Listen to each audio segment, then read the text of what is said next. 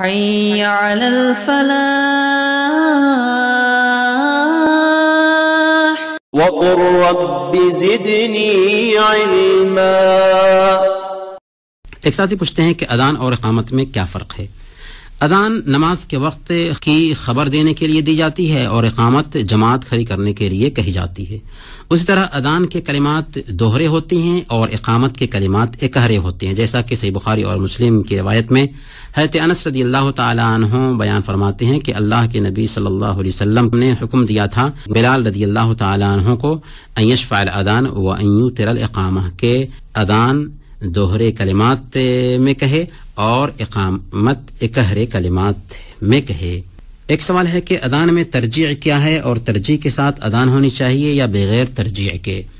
ترجیع یعنی کلمات کا دہرانا، لوٹانا، اشہد اللہ الہ الا اللہ، اشہد اللہ الہ الا اللہ، اشہد ان محمد رسول اللہ، اشہد ان محمد رسول اللہ کو پہلے آہستہ سے کہنا پھر زور سے دہرانا۔ ترجیع کی یہ روایت بھی آئی ہے اور بغیر ترجیع کی روایت بھی آئی ہے۔ اذان کے کلمات عبداللہ بن زید رضی اللہ تعالی عنہ کی حدیث میں 15 بتائے گئے ہیں ترجیع کے بغیر، یعنی ایک بار ہی کہنا ہے، جبکہ ابو محذورہ رضی اللہ تعالی عنہ کی روایت میں ترجیع کے ساتھ اذان ثابت ہے۔ اس طرح اذان کے کلمات 19 ہو جاتے ہیں اور دونوں ثابت ہے۔ ایک ساتھی پوچھتے ہیں کہ اذان کی دعا کی اہمیت کیا ہے؟ جی ہاں، اذان کے کلمات سن کر جیسے مؤذن پکارتا ہے ویسے ہی کلمات کو دہرانا چاہیے۔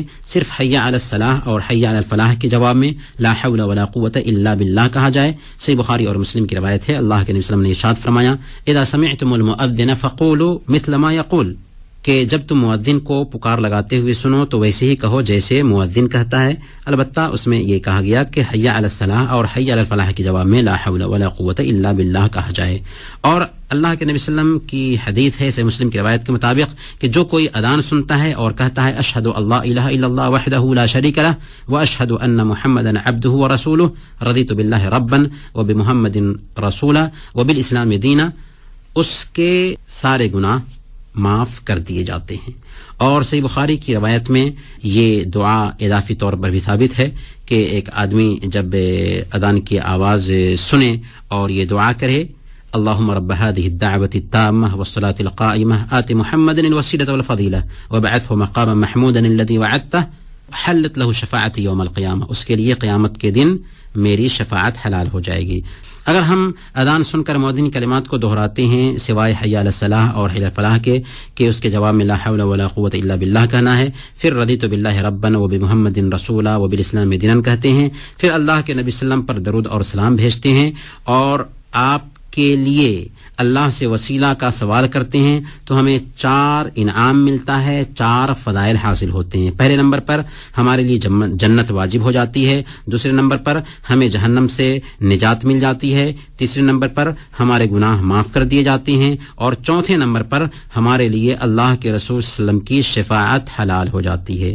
اور 5ویں بات یہ کہ اذان اور اقامت کے درمیان دعا اگر کریں گے تو دعا قبول کر لی جاتی ہے۔ اللہ کے نبی صلی اللہ علیہ وسلم کی حدیث ہے لا یرد الدعاء بین الاذان والاقامہ، کہ اذان اور اقامت کے بیچ جو دعا کی جاتی ہے وہ رد نہیں کی جاتی۔